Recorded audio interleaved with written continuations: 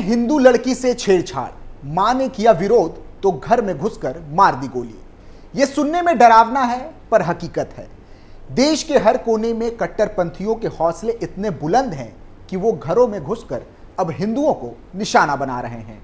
आए दिन ऐसी घटनाएं सामने आती हैं जहां कभी हिंदू लड़कियों को प्रेम जाल में फंसाया जाता है तो कभी युवकों को अल्लाहू अकबर बोलने को मजबूर किया जाता है, और अगर किसी ने मना किया तो गोलियां तक चल जाती है।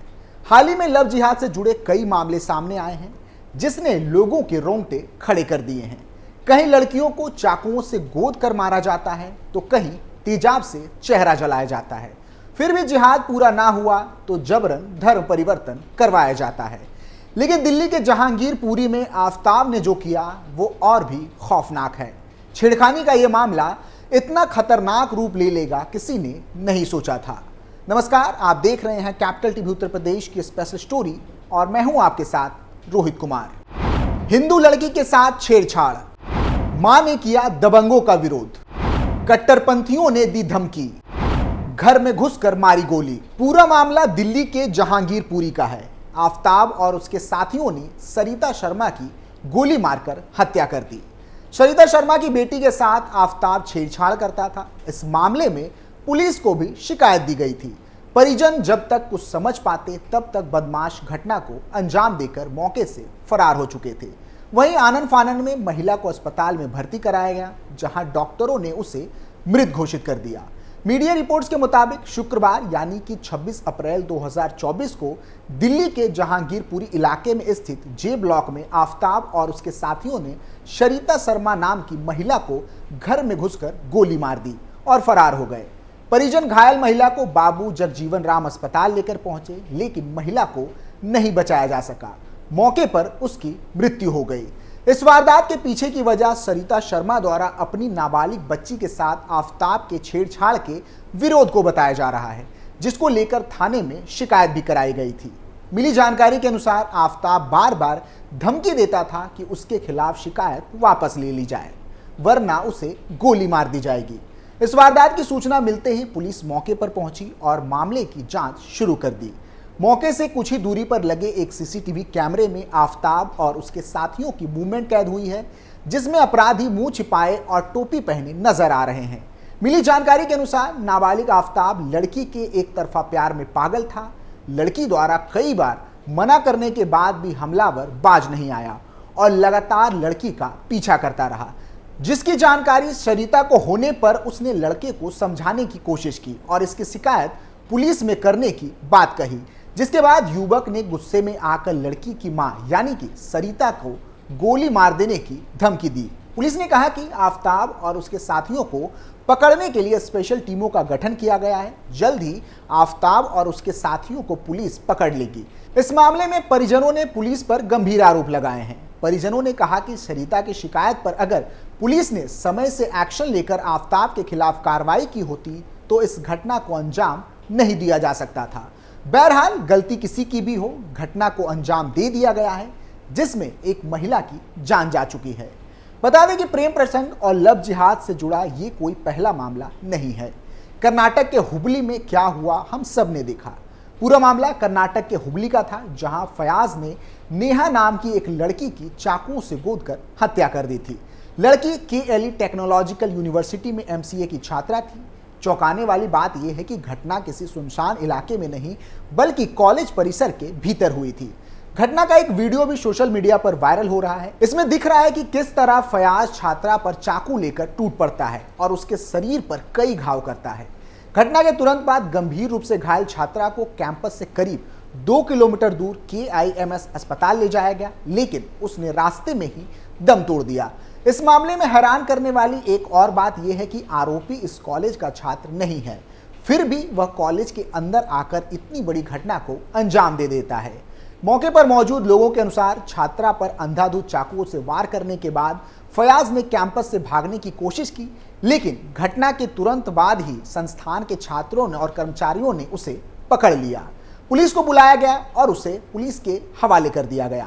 छात्रा की पहचान नेहा हिरेमठ के रूप में हुई थी। नेहा कांग्रेस पार्षद निरंजन हिरेमठ की बेटी थी। बताया जा रहा है कि लड़का फयाज कोंडीकोप्पा बेलगामी जिले के सवादट्टी का रहने वाला है। पुलिस के मुताबिक नेहा 2 महीने से कॉलेज नहीं गई थी क्योंकि वो टाइफाइड से बीमार थी, लेकिन पिछले गुरुवार को परीक्षा देने के लिए वो कॉलेज आई थी। इस घटना के बाद पूरे परिवार में कोहराम मच गया था। नेहा के पिता निरंजन हिरेमठ ने कहा कि देश में लव जिहाद तेजी से बढ़ रहा है। उन्होंने आगे कहा कि महिलाओं से अपील है कि वह बचकर रहे। मृत नेहा के पिता ने मीडिया से बात करते हुए आगे कहा कि इस तरह की घटनाएं तेजी से हो रही है, युवा गलत रास्ता पकड़ रहे हैं, किसी के साथ ऐसा नहीं होना चाहिए। मुझे लगता है कि लव जिहाद तेजी से फैल रहा है और माताओं बहनों को संभल कर बाहर निकलने की जरूरत है। मेरी एक ही बेटी थी जिसे अब मुझसे छीन लिया गया है। बताया जा रहा है कि फयाज युवती पर उसके साथ रिलेशनशिप में आने का दबाव बना रहा था और लड़की ने इससे इनकार कर दिया था। ऐसे में फयाज उसका महीनों पीछा करता रहा। घटना वाले दिन जब नेहा उसके सामने आई तो उसने उसके गले पर वार किया, जो बताता है कि उसकी मंशा नेहा को जान से मारने की थी। मिली जानकारी के अनुसार यह हमला परीक्षा हॉल के बाहर किया गया था। लोगों ने बताया कि परीक्षा के बाद जब नेहा कमरे से बाहर निकली तो लड़के ने उसके ऊपर चाकू से हमला बोल दिया। उसकी पीठ और गर्दन पर तब तक वार किया गया जब तक वह खून से लथपथ होकर नीचे नहीं गिर गई। मिली जानकारी के अनुसार लड़का और लड़की एक साथ यूजी कोर्स की पढ़ाई करते थे। साथ पढ़ने के दौरान दोनों के बीच दोस्ती हुई। दोस्ती को प्यार समझ बैठे फयाज ने नेहा को प्रपोज किया। नेहा ने इस प्रस्ताव को ठुकरा दिया और उसके बाद से वह उससे कटने लगी। नेहा के घर वालों को भी इस बात का पता चला तो उन्होंने फयाज को नेहा से दूर रहने की नसीहत दी। इस घटना के बाद माता पिता बेटी को कॉलेज ले जाते और वापस लाते। अधिकारियों ने आगे बताया कि फयाज गुरुवार को चाकू लेकर कॉलेज आया था और इसी चाकू से उसने नेहा पर वार किया था। स्थानीय लोगों की मदद से उसे पकड़ लिया गया है और फिलहाल वह पुलिस के हिरासत में है। पुलिस का कहना है कि शुरुआती जांच में पता चला कि फयाज बीते कई महीनों से नेहा का पीछा कर रहा था। वह उससे प्यार का इजहार करता था, उसको प्रपोज भी कर चुका था। हालांकि यह एक तरफा प्यार था। नेहा उसके साथ नहीं रहना चाहती थी। उसने उसका प्रपोजल भी ठुकरा दिया था। बस यही बात आरोपी को बर्दाश्त नहीं हुई और उसने नेहा का कत्ल कर दिया। देश में लव जिहाद के मामले बढ़ते जा रहे हैं। ऐसे में जानना जरूरी है कि आखिर लव जिहाद को लेकर कानून क्या कहता है। देश में नए आपराधिक कानून को लागू करने के लिए केंद्र सरकार ने लोकसभा में पिछले साल 3 विधेयक पेश किए थे। प्रस्तावित कानूनों में पहचान छिपाकर शादी करने या फिर यौन संबंध बनाने पर भी कड़ी सजा का प्रावधान किया गया था। इसके लिए 10 साल की सजा हो सकती है। इस प्रस्तावित कानून पर लोगों का यह भी कहना है कि सरकार लव जिहाद के खिलाफ कड़ा कानून ला रही है। जो लोग अपनी पहचान छुपाकर शादी कर लेते हैं अब वे कानून के घेरे में होंगे और उन्हें कड़ी सजा मिलेगी। विधेयक में कहा गया है कि अगर कोई व्यक्ति छल से झूठे वादे करके यौन संबंध बनाता है तो इसे रेप की श्रेणी में नहीं रखा जाता है, लेकिन अब ऐसा करने पर दंड का प्रावधान होगा। उसे ज्यादा से ज्यादा 10 साल की सजा दी जाएगी। इसमें कहा गया है कि कोई व्यक्ति अगर छल के इरादे से झूठे वादे करके महिला के साथ यौन संबंध बनाता है तो उसे सजा दी जाएगी। यह बढ़कर 10 साल तक की हो सकती है। इसके अलावा जुर्माने का भी प्रावधान है। इसमें छल का मतलब रोजगार, प्रमोशन का लालच देने या फिर पहचान छिपाकर शादी करने जैसे मामले शामिल हैं। अब तक आईपीसी में इस तरह अपराध से निपटने के लिए कोई प्रावधान नहीं था, लेकिन आईपीसी की धारा 90 में अब इसका जिक्र किया गया है। इसमें कहा गया है कि अगर कोई व्यक्ति जानकारी छिपाकर यौन संबंध बनाता है तो इसे सहमति से बनाया गया संबंध नहीं कहा जा सकता। हालांकि नए प्रस्तावित कानून में इसे साफ तौर पर अपराध बताते हुए दंड का भी प्रावधान है। इसमें छल का मतलब धार्मिक पहचान छिपाकर शादी करने या फिर यौन संबंध बनाने जैसे मामले शामिल हैं। हालांकि हैरानी की बात यह है कि इतने सख्त कानून के बाद भी ऐसे मामले कम नहीं हो रहे। ऐसे में जरूरत है कि एक नए सिरे से सरकार इस पर विचार करे। फिलहाल के लिए इतना ही। आप देखते रहिए कैपिटल टीवी उत्तर प्रदेश। नमस्कार।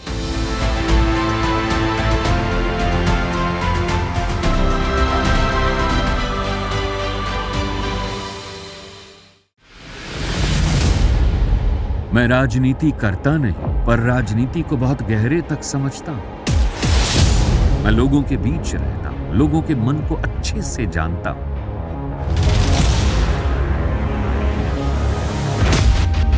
पब्लिक और पॉलिटिक्स की हर नब्ज को खूब पहचानता हूं। संघर्ष की सियासत से सत्ता के सिंहासन तक मैं हर खबर से खरा सच निकालता हूं। न कोई दौड़, न कोई race. Capital TV, Uttar Pradesh.